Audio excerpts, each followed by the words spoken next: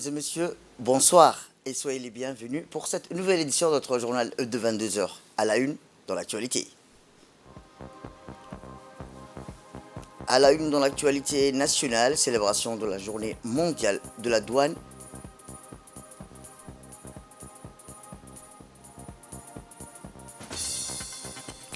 Et enfin dans l'actualité internationale, direction l'Europe où l'Union européenne va lancer une opération de sécurisation en mer Rouge. C'était les titres. Merci si vous nous rejoignez.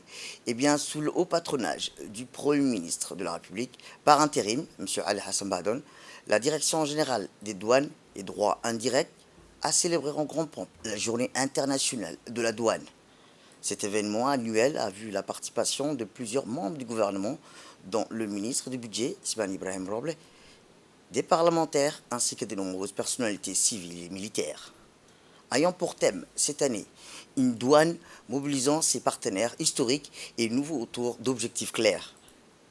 Ce thème est un appel stratégique à l'action qui nous incite à élargir nos perspectives, à penser à des manières créatives et à adopter des approches novatrices. Ceci apparaît en effet comme un élément essentiel pour que les administrations douanières continuent à jouer leur rôle de facilitateur du commerce mondial et de garant de la sécurité dans un environnement qui évolue rapidement. Dans le même temps, elle s'efforce de chercher activement à développer de nouveaux liens avec un éventail plus large de partenaires, notamment avec des institutions financières, des organisations environnementales, des ONG et des établissements universitaires. Selon la Direction générale des douanes et droits indirects, en 2024, la douane djiboutienne s'attache à approfondir et à enrichir les relations établies afin de garantir qu'elles restent solides, pertinentes et mutuellement bénéfiques.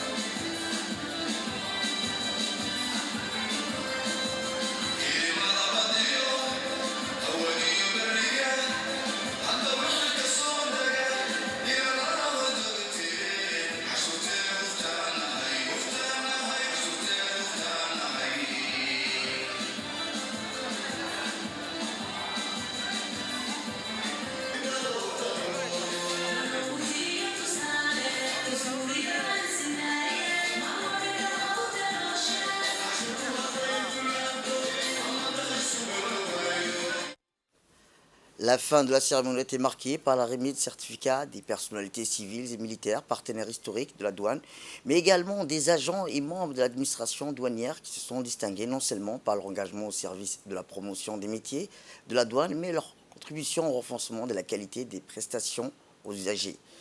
Représentée par son directeur général, Adnan Abdijama, la radio-télévision de Djibouti a été distinguée pour son engagement sans faille au service de la promotion des activités de la douane. La société chemin de fer de Djibouti, la société d'importation de CAD, Sojik, Djibouti Dryport et Masida Transit, ainsi que d'autres organismes ont été distingués pour leur rôle de partenariat historique avec la Direction générale de la douane et droits indirects. Écoutons à présent ces quelques témoignages recueillis par notre équipe. En tant que transitaire djiboutien, je suis ravi de partager avec vous les évolutions remarquables que la douane de Djibouti a accomplies au cours de la dernière décennie. Spécialement depuis 2020, la douane de Djibouti a connu des avancées significatives qui ont transformé la manière dont les opérations de déploiement sont menées dans notre pays. L'une des réalisations les plus notables est son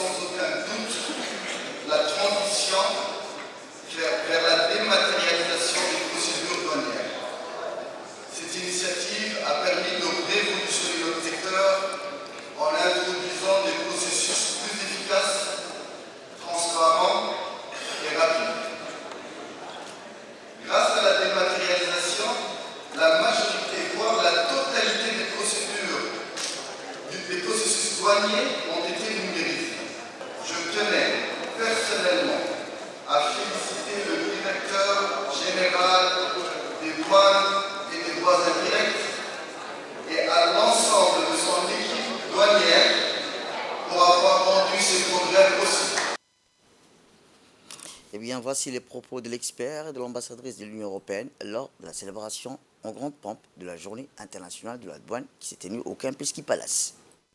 Je voudrais adresser mes sincères remerciements aux autres autorités djiboutiennes avec une mention spéciale à son Excellence Monsieur le ministre du Budget, Monsieur le Directeur général des douanes et à l'ensemble de nos collaborateurs pour l'accueil chaleureux qui m'a été réservé et pour l'ensemble des commodités qui ont été mises à ma disposition durant mon séjour sur cette terre africaine de l'Union.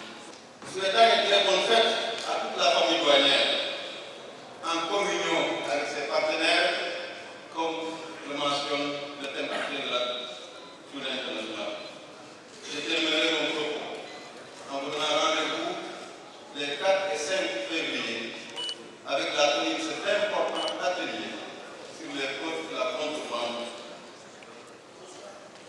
au cours duquel nous partagerons nos expériences et nos bonnes pratiques en vue de peaufiner ensemble une réponse ferme et appropriée pour combattre ce fléau. L'Afrique a un potentiel humain porteur et partenaire privilégié de l'Europe et est non seulement une terre d'histoire, mais surtout une terre du futur, dans un monde en constante évolution où la digitalisation est devenue le maître mot. Nous savons que l'accélération des échanges commerciaux au niveau global ne peut se faire sans une transformation digitale. Cette cérémonie est l'opportunité de célébrer une institution pionnière en la matière à Djibouti, la Direction générale des douanes et des droits indirects. Cette direction a été l'une des premières à mettre en œuvre les idées innovantes pour le bénéfice commun d'un commerce agilisé. Nous sommes tout à fait enthousiastes à l'idée du lancement le 20 janvier dernier du portail numérique. Ce portail est un exemple de collaboration entre les différents acteurs du commerce international, à la fois pour la dématérialisation des procédures, mais également une source d'information vraiment précieuse. Le directeur général des douanes et droits indirects, M. Gouled Ahmed Youssouf, a salué les efforts consentis des institutions publiques, partenaires historiques, avec la douane qui ont permis sans doute à atteindre des objectifs clairs et tangibles. Écoutons-le. C'est avec un grand plaisir et une immense joie que je me tiens devant vous pour célébrer la Journée mondiale des douanes, placée cette année sous le thème « Une douane mobilisant ses partenaires historiques et nouveaux autour d'objectifs clairs ». Il s'agit de promouvoir les efforts de la douane visant à œuvrer pour la prospérité de notre nation, tout en veillant à sa protection et à sa sécurité. Les efforts de l'ensemble du personnel des douanes visant à offrir un service rapide de qualité avec le maximum de transparence aux opérateurs économiques et aux usagers en leur facilitant les affaires, tout en restant rigoureux et intraitables dans la perception des recettes budgétaires, dans la lutte contre les fraudes de toutes sortes et la sécurité des frontières. Face aux incertitudes qui planent sur le commerce mondial et la conjoncture économique post-Covid perturbée par les aléas climatiques ou sanitaires et les guerres, nous devons unir nos forces pour préserver l'intégrité de notre économie et le bien-être de nos concitoyens. À ce titre, je me permets de demander solennellement à la communauté des affaires et à l'ensemble des acteurs publics présents de ranger de côté nos méfiances historiques et assainir nos relations afin d'entamer une nouvelle ère de confiance mutuelle et de franche collaboration. C'est dans ce contexte que la douane djiboutienne a mis en place un portail numérique qui est entré en service le 20 janvier dernier pour vous faciliter les échanges, assouplir les règles et accélérer les transactions. En outre, la direction des douanes s'est dotée d'un plan stratégique 2024-2027 réalisé avec l'appui du FMI toujours dans le but de mieux servir ses usagers. Nous sommes donc prêts à favoriser un dialogue ouvert avec les usagers à travers cette plateforme numérique pour les associer à l'amélioration des services rendus par la douane. Sachez que vos conseils et avis seront pris en compte et écoutés attentivement. À cet effet, j'appelle l'ensemble du personnel des douanes de se tenir toujours prêt à fournir assistance aux opérateurs en difficulté. Mesdames et messieurs, je ne saurais conclure mes propos sans rendre un vibrant hommage aux cadres, officiers et agents des douanes pour leur professionnalisme et leur dévouement.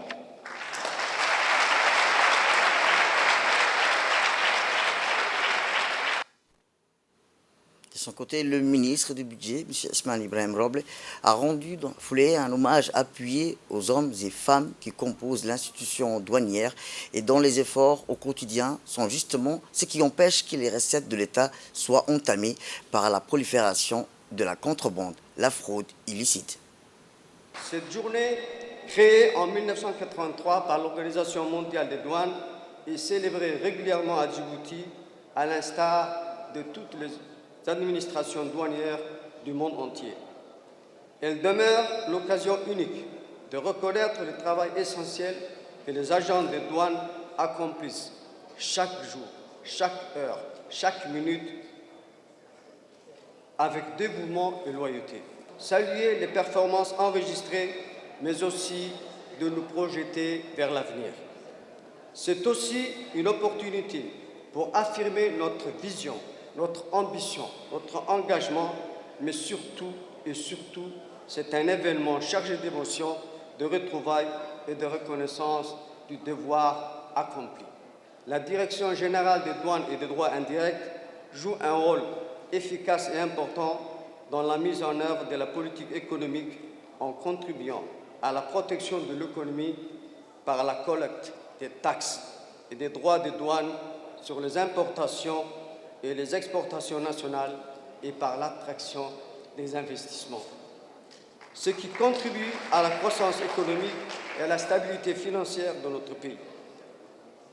Au passage, je salue la disponibilité totale et l'engagement réel de tous les douaniers à effectuer les importantes tâches qui leur sont dévolues, notamment la recette qui s'élève à hauteur de 41,9 milliards de francs djiboutis pour l'année 2020. Excellences, Monsieur le Premier ministre, Mesdames et Messieurs, le thème de cette année, choisi par l'Organisation mondiale des douanes pour une douane mobilisant ses partenaires traditionnels et nouveaux autour d'objectifs clairs, nous invite à renforcer nos relations avec tous les acteurs et opérateurs économiques. Il nous appelle également à rechercher de nouvelles formes de coopération, de dialogue et d'innovation pour relever les défis auxquels nous sommes confrontés chaque jour. Ainsi, pour réaliser ces missions, la Direction générale des douanes et des droits indirects ne peut agir seule et travailler de manière cloisonnée. Je réitère mes sincères félicitations. Je dis bien, je réitère mes sincères félicitations au directeur général des douanes et des droits indirects.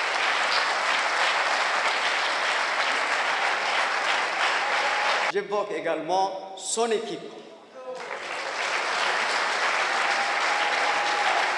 Pour l'organisation réussie de cette journée, de même, cette occasion m'offre encore et une fois de plus l'opportunité d'exprimer toute notre reconnaissance à l'endroit de tous nos agents de la douane.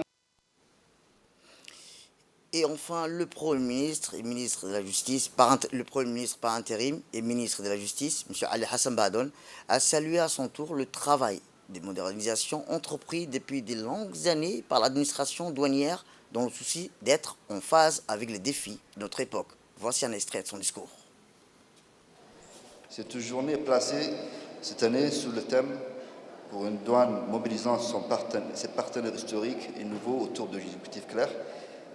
Ce thème nous invite à réfléchir sur l'importance des enjeux et défis qui façonnent le quotidien des administrations douanières. En effet, au-delà de la nécessité de s'adapter dans ce monde en constante évolution, à une augmentation rapide des échanges internationaux sur les marchandises et à la croissance exponentielle du commerce mondial, les administrations douanières doivent répondre aux exigences de qualité pour renforcer et satisfaire leurs relations avec leurs partenaires et clients. Quant à ces derniers, à savoir les partenaires, ils doivent comprendre les responsabilités régaliennes des administrations douanières afin de les soutenir dans les mobilisations efficaces des ressources publiques, tout en promouvant un environnement économique juste et en respectant les normes de sécurité de la chaîne logistique internationale. L'objectif recherché étant de trouver cet équilibre autour d'objectifs clairs, transparents et bien compris par toutes et par tous. Cette manifestation doit mobiliser efficacement les ressources publiques et le renforcement de leur collaboration doit contribuer pleinement à la réalisation efficace des missions dévolues aux administrations douanières. Mesdames et messieurs, cette année, nous devons nous engager sur une voie qui nous permettra de répondre aux défis que constitue l'impérieuse nécessité de réaffirmer nos partenariats de longue durée, tout en forgeant avec audace de nouvelles alliances. Mesdames et messieurs, permettez-moi à ce stade de mon propos de féliciter toute l'équipe de notre administration douanière et son directeur général. Monsieur le directeur général, les efforts que vos équipes déploient sur le terrain, notamment en protégeant votre personnel tout en soutenant les opérateurs économiques, permettent d'atteindre régulièrement des niveaux de mobilisation de ressources très satisfaisantes malgré les conjonctures économiques très difficiles au niveau mondial et au niveau régional. Autre actualité dans ce 22 heures, c'est aussi l'ambassadeur de la République de Djibouti au Soudan et envoyé spécial du président de la République, M. Issa Roble, a remis une lettre écrite du président de la République, son Excellence Ismaël Guelleh, au président du Conseil souverain de transition au Soudan, le lieutenant général Abdel Fattah al-Burhan, au palais des invités à Port-Soudan. Le président du Conseil de souveraineté soudanais a souligné la volonté de son pays de développer ses relations avec Djibouti et dans tous les domaines. Pour sa part, l'ambassadeur Issa Roble a déclaré que le Soudan est un pays frère et que le président de la République tient toujours à s'assurer la souveraineté du Soudan et son intégrité territoriale et déploie des grands efforts afin de trouver une solution pour mettre fin à la crise au Soudan. Retour à Djibouti, où dans le cadre de la Semaine nationale de la solidarité, l'Union nationale des femmes djiboutiennes en étroite collaboration avec le ministère des Affaires sociales, Solidarité, a organisé ce matin au siège de l'UNFD une importante cérémonie de promotion des activités d'autonomisation et de développement communautaire. Cet événement s'est tenu sous le thème « La vraie solidarité, ce n'est pas d'assister, mais de rendre autonome ». Outre la ministre des Affaires sociales et de la Solidarité, Mme Houloufa Ismaël Abdo, la ministre de la Jeunesse et de la Culture, Hibo Moumine Assoué, la ministre de la Ville et de l'Urbanisme et de l'Habitat, Mme Amina Abdi, la ministre de la Femme et de la Famille, Mme Mouna Ousmane Aden. Cette cérémonie a également vu la participation de plusieurs femmes et jeunes filles bénéficiaires des différents programmes d'autonomisation comprenant l'alphabétisation et l'insertion socio-professionnelle.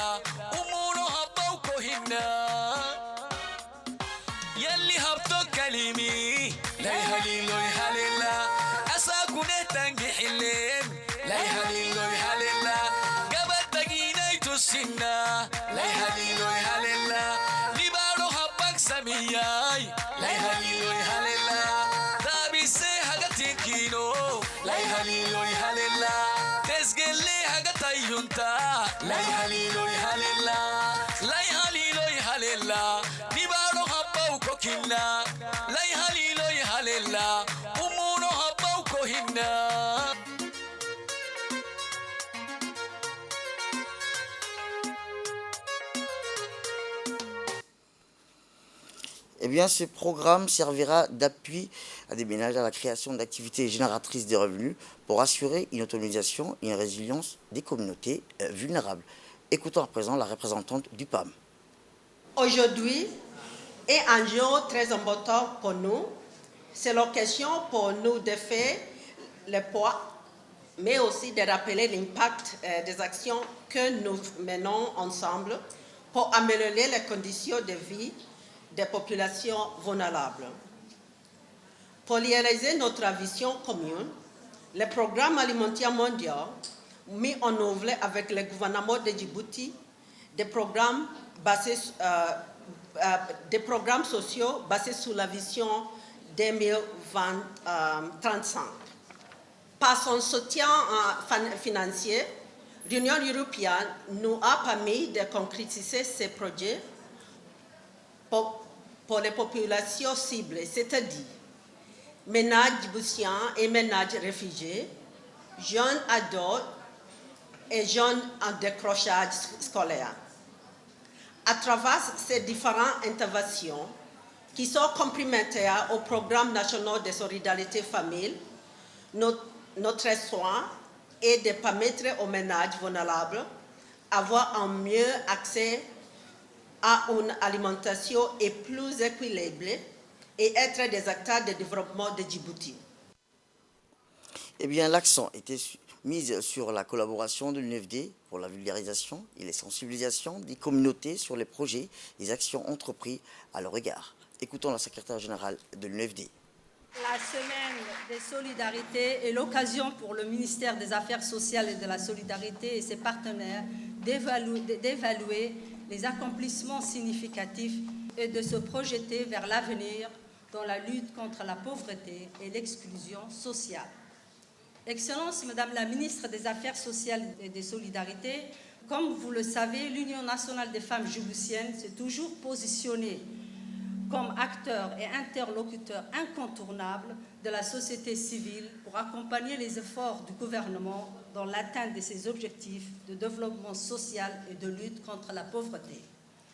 L'Union nationale des femmes djiboutiennes a toujours collaboré avec les partenaires au développement et avec l'ensemble des départements ministériels en charge de la question sociale, à savoir le ministère de la Femme et de la Famille, celui de la Santé, le ministère de l'Éducation nationale, l'Agriculture et en particulier avec votre département, le MAS.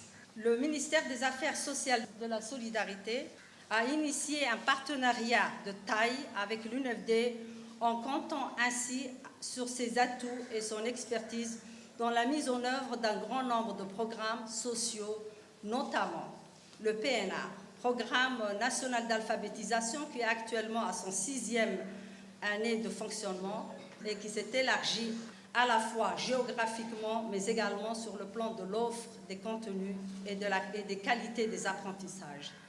De 61 centres, nous sommes passés à 91 centres d'alphabétisation avec un effectif annuel de 3000 apprenants adultes.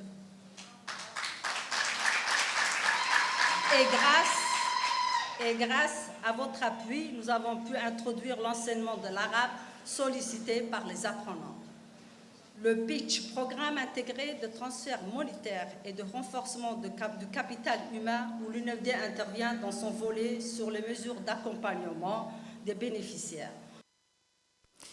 Eh bien, ce programme servira d'appui à des ménages à la création d'activités génératrices de revenus pour assurer une autonomisation et une résilience des communautés vulnérables. Écoutons la ministre des Affaires sociales.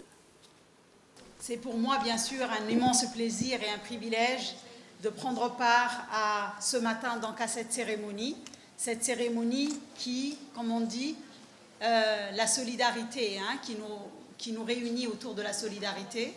Comme le dit notre slogan de cette année, la pauvreté, ce n'est pas d'assister, mais c'est de rendre autonome. Cette activité qui nous réunit aujourd'hui est d'autant plus importante qu'elle s'inscrit dans ce contexte de solidarité nationale.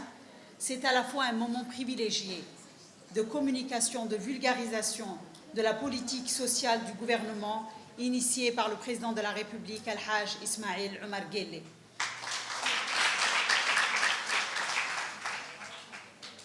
C'est une opportunité d'évaluer sur le terrain l'efficience, la pertinence et l'état d'avancement de nos programmes et projets sociaux. Je voudrais aussi, à l'entame de mon intervention, exprimer ma profonde gratitude et rendre hommage appuyé à la Première Dame et présidente de l'Union nationale des femmes djiboutiennes, Hoyo Khadra Mahmoud Haït, pour son engagement constant pour l'autonomisation des femmes et son combat inlassable pour l'amélioration des conditions de vie des plus démunis. C'est pourquoi, en partenariat avec l'Union nationale des femmes de Djibouti et conformément à la vision de la Première Dame, nous avons érigé l'autonomisation des jeunes filles et femmes comme axe prioritaire dans notre stratégie nationale de protection sociale et de renforcement du capital humain.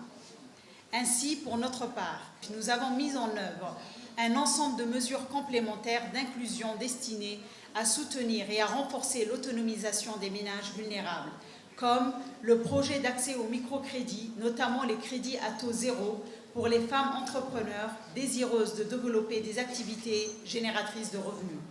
Plus de 215 femmes chefs de ménage issues des quartiers de la capitale ont pu bénéficier de ce nouveau projet. Dans le domaine des activités génératrices de revenus, le MAS a ainsi financé la création de plus de 4 620 micro-entreprises pour un montant de plus de 807 millions de francs Djibouti dans les domaines aussi variés que l'alimentation, la vente de bétail et la couture.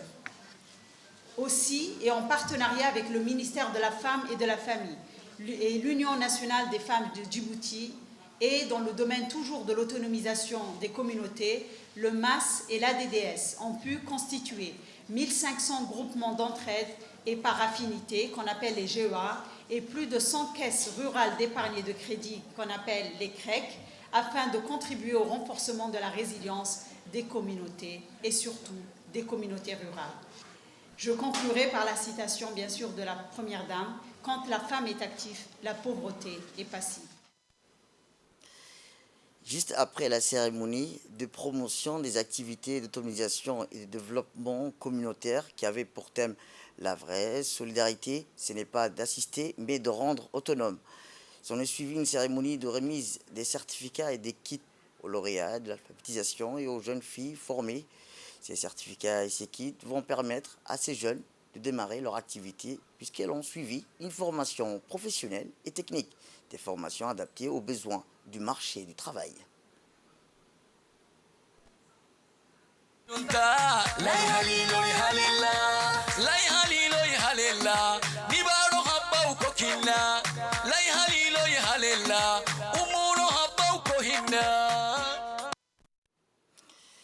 Autre actualité dans ce 22h, c'est aussi sous l'égide de la ministre de la Jeunesse et de la Culture, l'Agence nationale pour la promotion de la culture, sous son acronyme l'ANPC, a réceptionné aujourd'hui le premier lot des archives définitives, tant physiques que numérisées, de la présidence de la République. Cette opération s'est tenue au sein du département des archives nationales de l'ANPC. Ce projet d'envergure collaborative entre le secrétariat général du gouvernement et le ministère de la Jeunesse et de la Culture a concrétisé la première phase du transfert des archives définitives présidentielles. Une cérémonie officielle marque cette étape, incluant la signature du bordereau détaillant les termes des versements par les dirigeants des entités impliquées dans le processus, à savoir Mme Farha Yassine Jama, représentant du département de la documentation et des archives de la présidence, et le directeur général de l'ANPC, M. Mohamed Hussein Douali. La cérémonie a compté la participation de la ministre de la Jeunesse et de la Culture, Dr Hibo Assoui, du secrétaire général du gouvernement, Al-Miss Mohamed Abdillahi, le directeur général de l'ANPC, le directeur général de l'ANCI, de la chef du département des archives de la présidence, Mme Farha Yassine, et du chef du département par intérim des archives nationales, ainsi que des hauts cadres des deux institutions publiques et des responsables de l'ANPC. L'objectif majeur de ce projet consiste à assurer la conservation optimale des archives historiques de l'État, accompagnée d'une numérisation exhaustive pour garantir leur valeur historique et leur pérennité au fil des temps. La NPC, en tant que gardienne du patrimoine culturel, a été choisie comme cadre idéal pour abriter ces archives, répondant ainsi aux exigences du projet. Ces archives revêtent une importance particulière, témoignant de l'évolution de l'histoire nationale au fil de ces années, L'expertise du département des archives nationales de l'ANPC assure la préservation des documents importants et leur accessibilité aux générations futures. De la présidence de la République, je suis ravi de vous retrouver en tant que DG de cette institution, Agence nationale pour la promotion de la culture, à cette journée spéciale et unique dédiée à l'accomplissement d'une mission des Archives nationales. Nous avons un programme court et passionnant qui nous attend, avec des intervenants qui sont de renom, qui partageront leurs idées et leurs visions. Avant de plonger dans les détails, permettez-moi de vous donner un aperçu de la journée, du déroulement de la journée. Nous débuterons avec un mot de bienvenue. Pour ma part, je tiens à exprimer ma gratitude au ministère de la Jeunesse et de la Culture pour son soutien précieux dans cette initiative. Ensemble, nous travaillerons à faire de notre département des Archives nationales un lieu d'excellence, de recherche et de diffusion du savoir, bien sûr, et de l'histoire. Merci à tous d'être présents et de contribuer à la préservation de notre héritage culturel commun. Eh bien, le secrétaire général du gouvernement a souligné dans son allocution le devoir de chaque institution publique de préserver ses archives et de les transférer définitivement au département des archives nationales dédié à cette noble tâche de préservation et conservation du patrimoine. Aujourd'hui, comme l'a souligné le directeur général, nous allons procéder au transfert de nos précieuses archives et nous avons voulu médiatiser ce transfert des archives de la présidence vers ce site que constituent donc les archives nationales. Alors pourquoi nous avons voulu et pourquoi nous avons tenu à médiatiser cet événement à un aussi haut niveau? Tout simplement parce que nous avons voulu rappeler donc à nos administrations la nécessité de veiller à la qualité de leurs archives et la nécessité également de procéder au transfert de leurs archives ici, en ce lieu. Les archives, elles représentent notre passé. Elles sont le miroir de notre histoire. Elles sont le reflet de ceux et de celles qui nous ont précédés au poste que nous occupons. Et elles constituent également le reflet du chemin que nous avons parcouru. Chaque courrier, chaque note, chaque correspondance, chaque rapport constitue donc une pièce et du puzzle que constitue l'identité de notre administration. L'histoire dont souvent nous parlons n'est pas ou ne représente pas toujours ce qui s'est passé, mais elle est plutôt ce dont nous nous rappelons.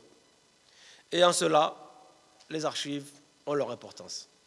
On vient donc à la préservation de nos archives. Nous demeurons certains de pouvoir nous rappeler précisément de ce que notre passé fut. Nous demeurons certains de nous rappeler de ce que nous faisons aujourd'hui. Et ainsi, nous serons certains du chemin que nous allons emprunter.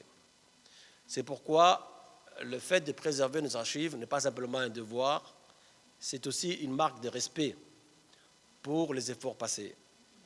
C'est une marque de respect aussi pour nos enfants et pour ceux qui seront amenés à nous succéder.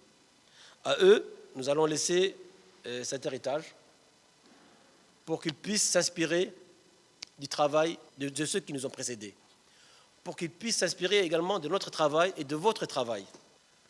Nous allons aujourd'hui donc transférer nos archives et nous allons cette année mettre en place, avec le concours de vous, Madame la Ministre, un travail où nous allons aider les différentes administrations qui ont certaines difficultés parfois à mettre à jour la richesse documentaire qui est la leur.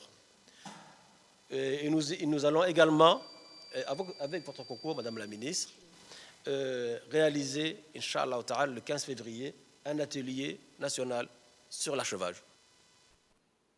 De son côté, la ministre de la Jeunesse et de la Culture a félicité la présidence de la République et le secrétariat général du gouvernement pour leur action fondamentale dans la réalisation des missions confiées aux archives nationales. Elle a qualifié cet acte de pionnier, démontrant un engagement concret envers la préservation de l'histoire et du patrimoine culturel du pays. Écoutons un extrait. C'est avec une profonde satisfaction que je m'adresse à vous aujourd'hui, marquant ces moments mémorables où les archives de la présidence de la République trouvent leur nouvelle demeure au sein du département des archives nationales de l'Agence nationale pour la promotion de la culture.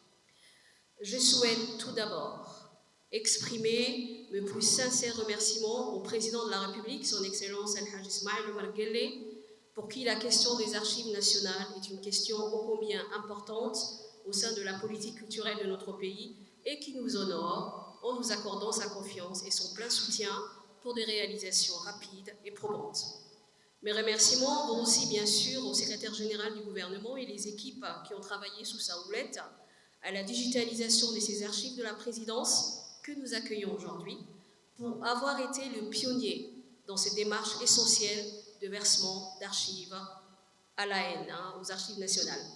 Cet acte illustre bien un engagement concret envers la préservation de notre histoire et de notre riche patrimoine culturel. En nous confiant ces archives, la présidence contribue de manière significative à l'accomplissement des missions assignées à mon département et plus particulièrement à l'ANPC. Comme le dit un vieux dicton, qui prend soin de ses archives construit son avenir. Le travail accompli est formidablement déterminant. Il est l'illustration d'une parfaite collaboration exemplaire entre nos institutions et équipes techniques. Aujourd'hui, en posant le fondement d'une collaboration exemplaire entre les services des archives de la présidence de la République, d'ailleurs, j'en profite pour remercier aussi la chef de ce département et les archives nationales de l'ANPC, nous nous inscrivons dans une dynamique collective visant à préserver et à valoriser notre patrimoine documentaire. Les missions de l'ANPC ont un organe dédié à la promotion de la culture et de son département des archives nationales en tant que gardien précieux de notre mémoire convergent harmonieusement dans cet effort. Nous resterons résolument engagés à soutenir et à promouvoir la préservation de notre patrimoine culturel pour les générations à venir. Donc je peux vous l'assurer, monsieur le secrétaire général du gouvernement, on sera avec vous et on sera à vos côtés pour travailler et relever ces défis. Cette cérémonie marque non seulement un jalon important, mais elle est également le prélude à de nombreuses autres initiatives et réalisations que nous allons, j'espère, aussi célébrer. En effet, nous travaillons pour que d'autres institutions et d'autres départements puissent traiter rapidement leurs archives et nous les confier. J'encourage donc les équipes de l'ANPC et plus particulièrement de son département d'archives de prendre soin de ces documents réceptionnés aujourd'hui et surtout de les honorer dans le cadre de consultations accessibles à tous nos chercheurs, à tous nos étudiants, à ce public qui viendra l'explorer, l'étudier, l'analyser pour pouvoir écrire aussi l'histoire du pays. Autre actualité dans cette édition, c'est aussi le séminaire sur les enjeux économiques et le développement de Djibouti qui s'est achevé aujourd'hui à l'Institut des études diplomatiques en partenariat avec l'Union européenne. Cet événement faisait partie d'un cycle de formation destiné au cadre du ministère des Affaires étrangères, de la coopération internationale, aux diplomates djiboutiens et aux responsables des ministères sectoriels. L'objectif du séminaire était de renforcer les capacités des participants en matière d'analyse des notions économiques et de planification stratégique du développement en leur fournissant des outils spécifiques et des exemples concrets. Les participants ont également approfondi leurs connaissances générales sur les défis de développement et les objectifs fixés dans les différents agendas au niveau international et local, ainsi que sur les mécanismes de mobilisation des ressources. Le séminaire a été clôturé par le directeur général de l'Institut, M. Mohamed Abdelkader, qui a distribué des certificats aux participants.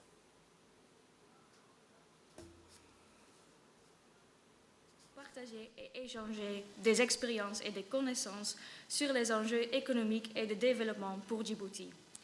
Une réalité impactée par les dynamiques politiques régionales, voire globales. En effet, Dans le cadre de cette formation dynamique, le séminaire a abordé des grandes questions au développement durable et de l'économie sociale et solidaire, en renforçant les capacités en matière de planification stratégique. Je suis confiante que ce 4e séminaire du cycle de formation a permis des débats inspirants sur base d'échanges de vos expériences et compétences, vous équipant avec les outils pour une diplomatie réussite. Eh bien, le directeur de l'Institut, M. Mohamed Abdelkader, a félicité les participants pour leur engagement et leur assiduité tout au long du séminaire. Il les a enfin souligné l'importance de ce cycle de formation pour renforcer les compétences des diplomates et du haut cadre à Djibouti et pour les préparer à devenir des acteurs de développement de leur pays. Écoutons-le. Nous vivons dans un contexte où l'interdépendance du monde s'accentue.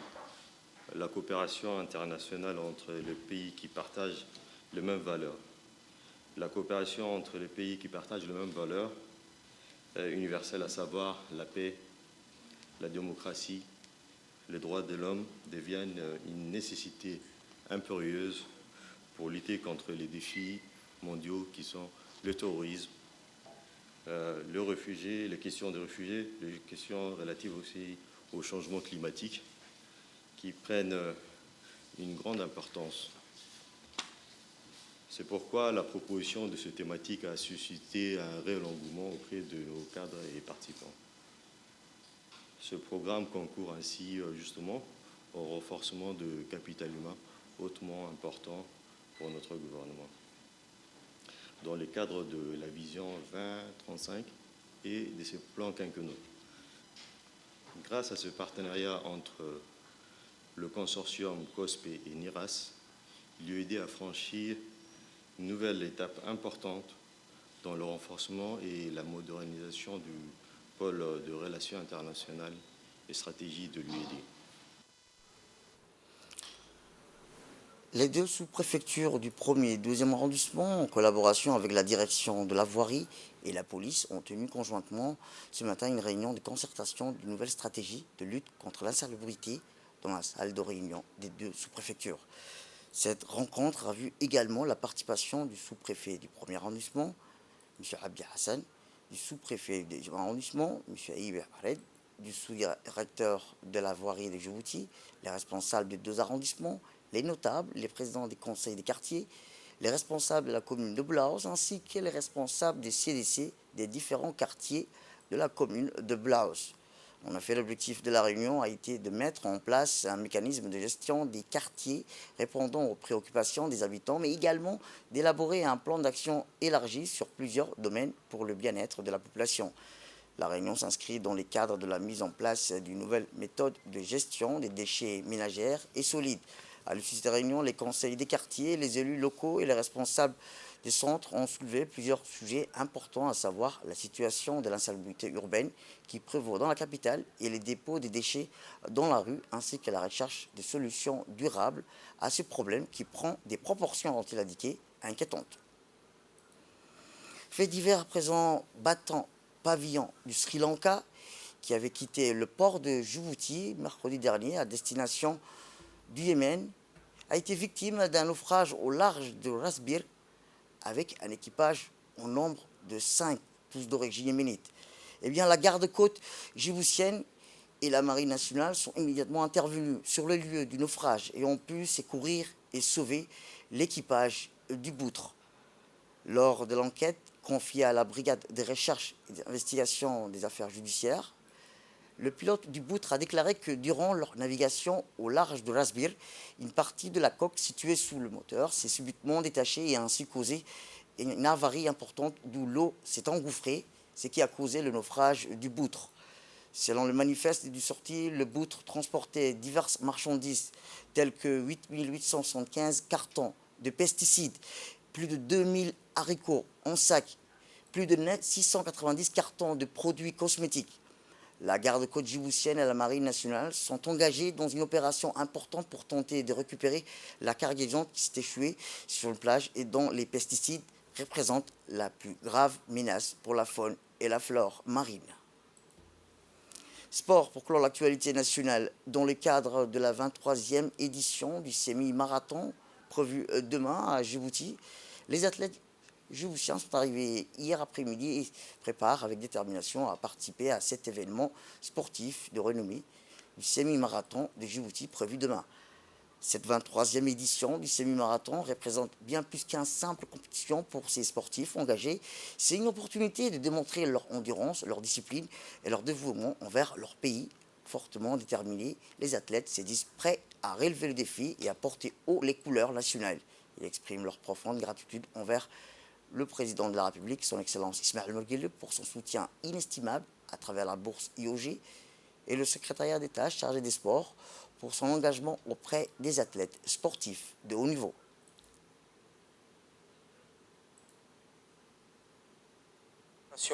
Des réussites de cette course, puisque les athlètes ont été permis à loger au Sheraton Hotel pour une bonne récupération.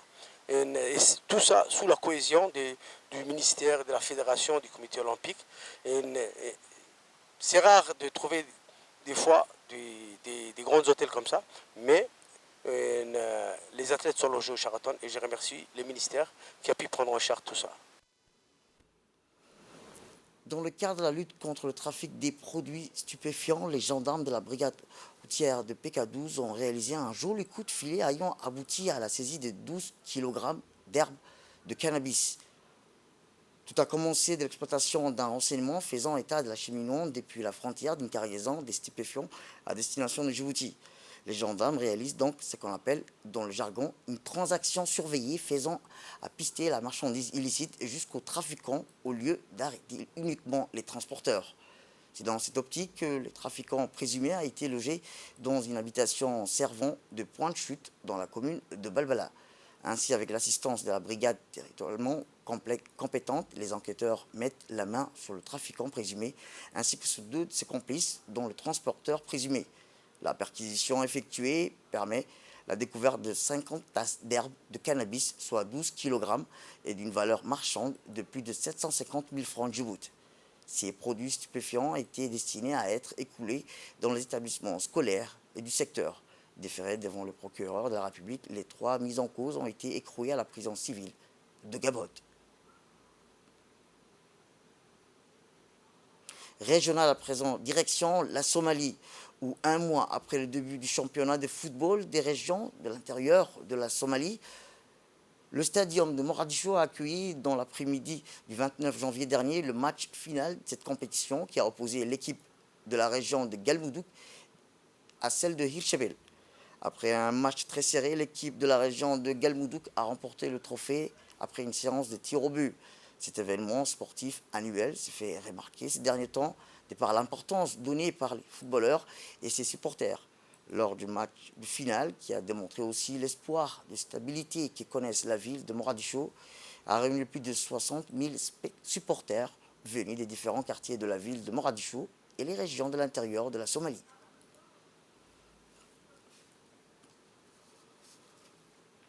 Et enfin, dans l'actualité internationale, je vous le dis dans le titre, les États membres de l'Union européenne s'apprêtent à lancer une mission navale en mer Rouge d'ici la fin mi-février afin de protéger les navires des attaques des militants Houthis du Yémen. Les territoires du Yémen contrôlés par les Houthis sont devenus un point chaud de l'agitation maritime avec des attaques visant des navires perçus comme étant associés à Israël. Les Houthis se disent solidaires des Palestiniens dans le cadre de l'offensive militaire israélienne en cours à Gaza, présentant leur action comme une réponse à ce qu'ils considèrent comme un génocide dans le territoire palestinien occupé.